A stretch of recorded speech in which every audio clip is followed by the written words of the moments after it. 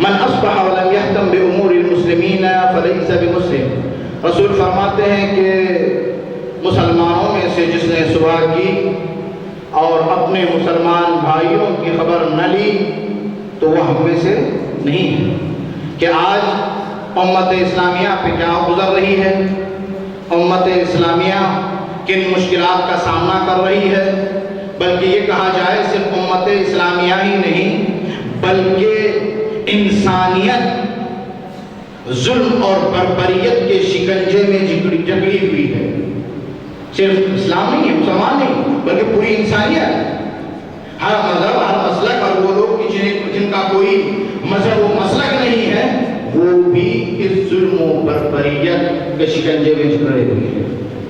اور آج بالخصوص امت اسلامیہ مسلم ممالک جن حالات سے دوچار ہو رہے ہیں، آپ حضرات سبھی سن رہے ہیں، آئے دن عراق، سیریا، لبنان، بحرین، یمن، افغانستان، پاکستان، یعنی جہاں جہاں بھی مسلمانوں کا وجود ہے، اکثریت میں مسلمان پائے جاتے ہیں، ان ممالک میں ظلم و بربریت کے علاوہ اور کچھ نظر نہیں آ رہا. اور اس طرح سے یہ دہشت گرد بڑھتے ہوئے چلے جا رہے ہیں، اور ان کے پیچھے جن کا ہاتھ ہے انسان سوچ جرائم، اور جنہیں شیطان بزرگ امریکہ اور اسرائیل کی سیاست نے ساری دنیا کو پریشان کر رکھا ہے، اور بالخصوص مسلمانوں کو.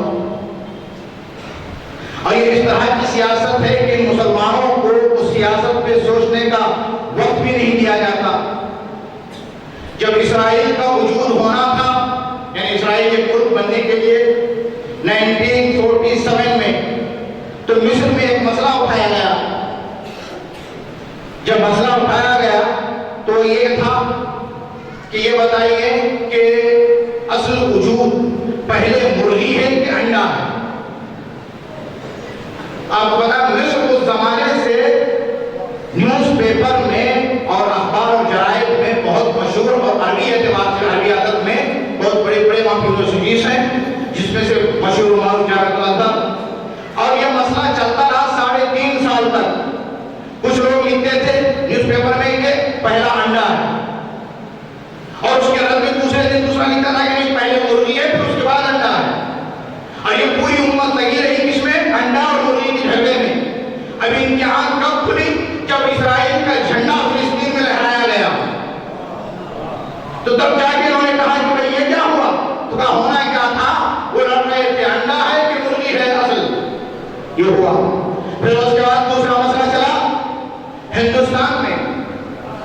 ہندوستان میں سنا ہے 3 طلاق کا معاملہ چلا تھا انڈیا میں. کوئی زیادہ دن نہیں ہوئے 3 طلاق. ایک ساتھ اگر ایک مسلمان ایک ہی مجلس میں ایک جگہ بیٹھ کر طلاق طلاق طلاق کہتے تو وہ طلاق ایسی ہو جائے گی کہ اس کے بعد پھر دوبارہ شادی، پھر وہ طلاق دے، پھر شوہر شادی کر سکتا ہے حلالے کے بعد. یہ مسئلہ چلا. یہ بھی تقریباً 2 سال تک چلا ہے اخبار میں انڈیا میں. اور پورے مسلمان لگے ہوئے دیوبندی اپنی طرف سے وہاں پہ اعلان اپنی اخبار دے رہے کہ ہاں یہ کسی طلاق 3 طلاق ایک ساتھ صحیح ہے. اہل حدیث اپنے اور جو بریلوی حضرات اپنے، اور یہ سلسلہ چلتا رہا. اور یہاں تک مسئلہ آ گیا تھا کہ آفسوں میں جو ہندو دوست تھے، کرسچن دوست تھے، یہودی دوست تھے، وہ آگے پوچھتے تھے مسلمان سے کہ بھائی یہ بتاؤ کہ اگر تمہیں بیوی کو چھوڑنا ہے تو تم کیا کہو گے؟ وہ کہنے کا طلاق. تو کہا میری بیوی ہاتھ سے گئی. اتنا مذاق بن چکا تھا اس مسئلے کو، اور اس طرح سے یہ چلتا رہا. اور یہ کب ختم ہوا؟ جب اسرائیل کی ایمبیسی دلی میں باقاعدہ طور پہ آرام کے ساتھ مکمل طریقے کے ساتھ ایمبیسی کھل گئی اور بہترین. جبکہ اس سے پہلے کئی بار کوشش کی گئی، لیکن کچھ کمیونسٹ پارٹیوں نے، مسلمانوں نے، دیگر خود ہندوؤں نے باقاعدہ طور پر اس کی مخالفت کی تھی. لیکن اس وقت کیا ہوا کہ لوگ سب کے ساتھ لگے ہوئے تھے کہ تیسری طلاق کیسے ہوگی، کیا ہوگی، اور مسئلہ ہو گیا. اب تیسرا مسئلہ بھی آیا ہوا ہے. 25 مئی کو بنگلور میں اسرائیل کا قونصلیٹ خانہ کھل چکا ہے. کسی کو ہم میں سے خبر بھی ہے. اور بنگلور سٹی شاید میں سمجھتا ہوں پہلا کانسیپٹ خانہ ہے.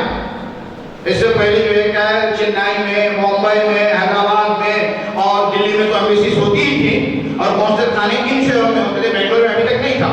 آفیسز تھی، یوکے کے آفس تھی، یہاں پہ آپ جمع کیجیے گا، وہ جائے گا چنئی میں جائے گا یا پھر جو ہے کیا ہے دلی جائے گا. یہ پہلا کانسیپٹ خانہ بمبئی کے بعد، دلی سے بمبئی کے بعد بنگلور میں اسرائیل نے کھول دیا.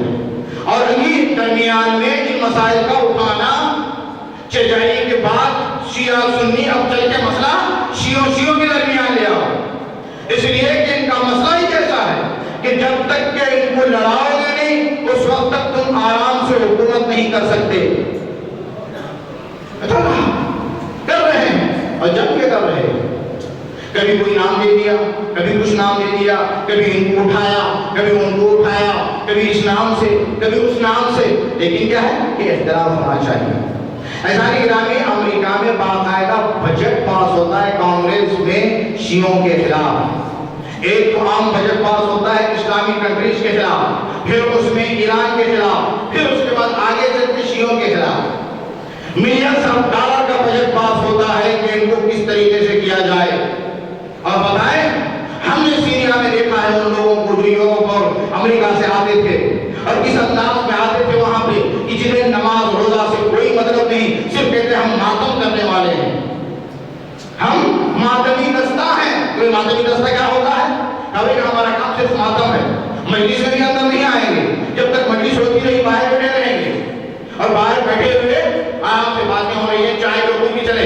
اور جیسی مجلس ختم ہوئی فوراً نکل کے آئے کانوں میں ماشاءاللہ بندیاں. اور یہ بھی نہیں پتا کہ یہ کب سے چلے ہیں بندے. یہ بندے اصل ہوتے تھے پرانے زمانے میں غلامی کی علامت ہوتی تھی اور کالے کے غلام لائے جاتے تھے اور پھر آزاد کرنے کے بعد ڈالے جاتے تھے. اب یہ جب کہ عورتوں کی بن گئی تو وہ چیز پہ لگائے ہوئے ہاتھوں میں کرے ڈال کے آ جاتے ہیں، ماتم کیا اور کہتے ہیں سب سے بڑے مومن ہیں. ماشاءاللہ کیا ہو رہا یہ امت مسلمہ مذہب تشیع کہاں جا رہی ہے؟ ہم لوگ کدھر جا رہے ہیں؟ کیا سوچ ہو رہی ہے ہماری؟ آج دنیا کہاں سے کہاں پہنچ گئی. آج تک ہم وہی لیے بیٹھے ہیں کہ انڈا ہے کہ مرغی.